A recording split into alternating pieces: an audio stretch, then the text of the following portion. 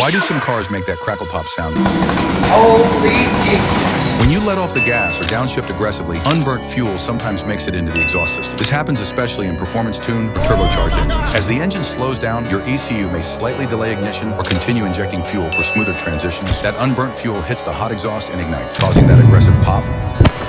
Damn. Some performance cars even have this feature baked in, as exhaust overrun or burble tunes. The sound without the mods, tuners can reprogram your ECU for it. Heads up, each crackle and pop can put stress on your exhaust valves and cats over time.